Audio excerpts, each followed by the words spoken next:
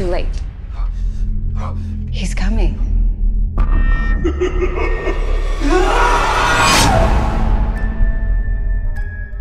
Hey guys, so I'm on vacation right now, so that's why you're not seeing me in the studio. I'm also battling a head cold. Yeah, it's not fun. I'm at Spooky Empire in Florida convention. It's amazing here, but unfortunately I'm not feeling it today. But I just got done watching Five Nights at Freddy's. Wanted to give you guys, my quick thoughts about it. I had a great time with it. It's a supernatural horror movie that was just released 2023 by Blumhouse, and it's available on Peacock as well as in theaters. And it's doing really good this weekend. I mean, it's blowing up box offices, which is awesome. I love hearing that with horror. So my thoughts in general on it are, going into this, I know very little of the lore. I've played the first game, but there's not a lot of lore in it. If you've played that first game, it looks cool, it's creepy, it's eerie, but there's not a lot to it. There's not much of a story to it. There's been lore that's built, I know, beyond that, and that's like a really deep lore and lots of games and all this stuff, but it's just, I don't know any of that. So I went into this movie a little bit blind, other than knowing what the characters look like and the basic idea behind this. And I'm another kid of the 80s who grew up going to Chuck E. Cheese and loved these animatronics, so there's also that. I find that to be fun and creepy. So I was looking forward to that as well. So going into this, the basic premise of it is Josh Hutcherson plays this brother who is raising his sister, and he's like down on his luck. He's had a bunch of stuff go on in his life. He gets a job. He's struggling to keep jobs, and he gets this job. It's not a great job, but he's working security at an old rundown Freddy Fazbear's Pizza. Foxy, Bonnie, Chica, and Freddy. And it's been closed down for a long time. There's old animatronics in there, but his job is just to make sure that no vandals or homeless or whatever are camping out there or destroying any more than it already is. And then things get creepy, things start happening. And if you watch the trailer, it'll give you a little bit more of a backstory than that, but that's all I want to say here without really spoiling anything. But this is definitely a beginner level horror movie. This is PG-13, and it's definitely angled towards that younger crowd. But I thought they did a pretty good job of kind of sticking with what this is all about. And it wasn't scary. It's a little creepy at times. Mostly, though, it wasn't until the final act where I was like, all right, this is what I signed up for. Like, this is what I wanted to see. The creepy animatronic kind of element. But for a lot of it, it's just this story. But I was with it for the most part because I do like the characters. I did like the acting. And also Matthew Lillard's in this, and I'm a big fan of his. So I was excited, to see him in this. Unfortunately, he's not in this a lot. So that's another thing. If you're going into this because you want to see Lillard in a horror movie again, you're probably going to be a little disappointed because he's just not in it a lot. He does play a fairly important role and character and all of that, but he's just not in it a lot. But what he does do in it is cool. I did have fun with the parts, the little bit that he is in this. But mostly, this is a Josh Hutcherson movie. He's the main star.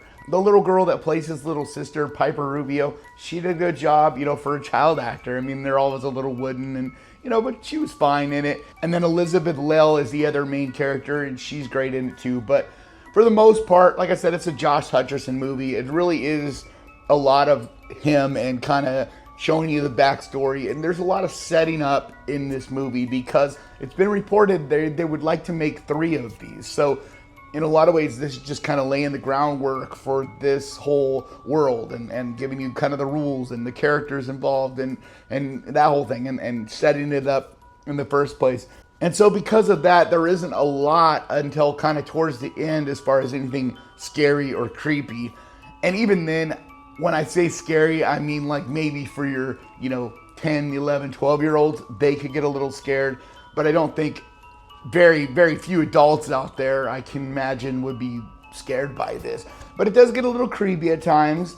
But mostly, you need to kind of know what you're going in for. In a lot of ways, it's like, it's not like on a Goosebumps, like the Goosebumps movie. It's not on that level. It is more horror than that.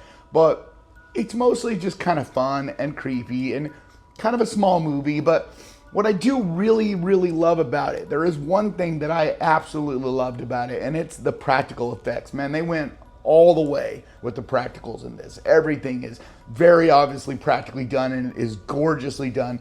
They got Jim Henson's studio, you know, the guys that did the Muppets. And I mean, this is as well done of animatronic, you know, puppetry or whatever, you know, there's a little bit of everything from what I know they used to pull this off. But I mean, this is as good as you'll see. It's so well done.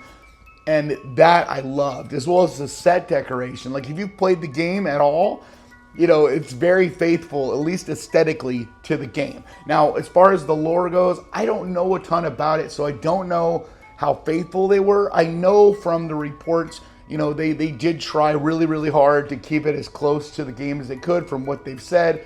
And I know the original designer of the game has, you know, big time been involved in all of this. So I think they probably did stay pretty close. But like I said, I can't say firsthand because I haven't played all the games. I didn't, you know, do a bunch of research to, you know, just literally just finished watching it. I wanted to go see this in theaters, and I do think it would be a fun movie to see in theaters, but I'm feeling so crappy today that I decided, you know what, it's on Peacock, and this is one of those really, I can't even talk today.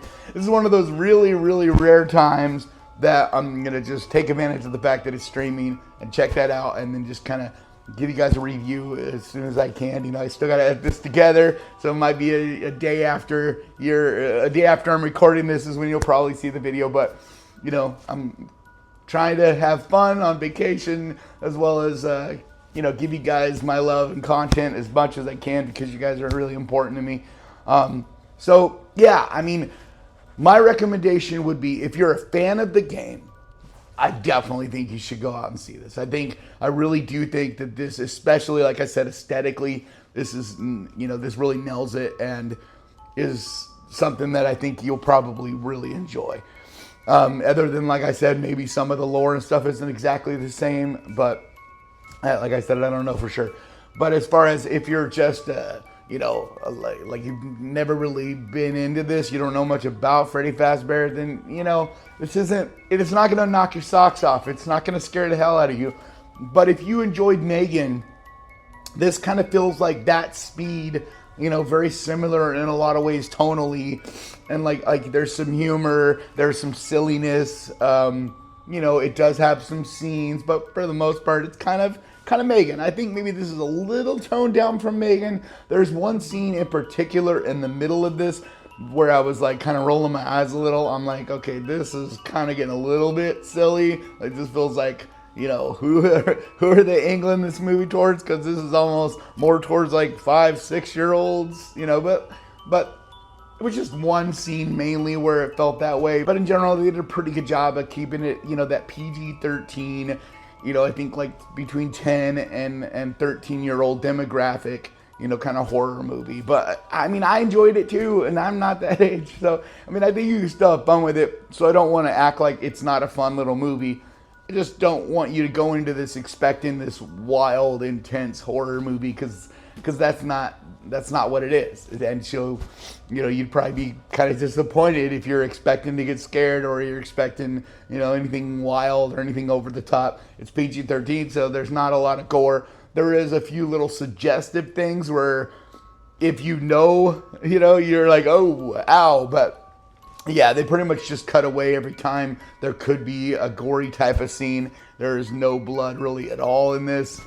Yeah, so, I mean, like I said, it's a fun little movie, not anything like insane, but I would check out a sequel. I would like to see where this goes because at the end of it, it does set things up where I can almost see the second one being better than the first one, if that makes sense. Because this one, like I said, did a lot of like setting things up, a lot of heavy lifting in that regard. And so in the second, they could just kind of hit the ground running. Like, you already know what these are. You already know about these animatronics. You know the rules. You know the characters involved. And it could just get to the creepiness, you know, pretty quickly. Whereas this one, you know, there was a lot of setting these characters up. So there wasn't as much, you know, the scary, creepy kind of elements as I think they could do later on. Especially, I know, knowing Blumhouse, they're going to kind of listen to the fans and, you know, slightly adjust things to fit what the fans want. Because That's one thing I gotta say about Blumhouse. They aren't making they don't make the most amazing horror movies all the time, but they do seem to really listen to their fans, and for the most part, try to make things that fit what fans are wanting. So anyway, that's gonna wrap it up for this video. Like I said, sorry about my voice. This is a little bit of a quick and dirty kind of review. It's not maybe quite as researched or as in-depth as I normally would go, but I hope you guys enjoyed this.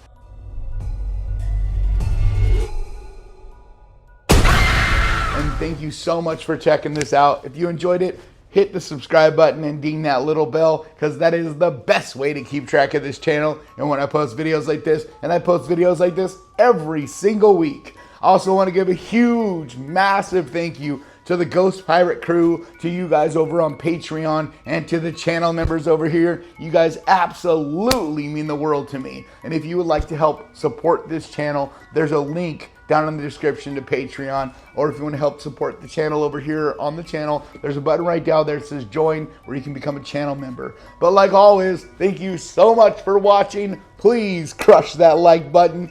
And remember, guys, horror can be fun. I'll see you guys. I know that was really pathetic.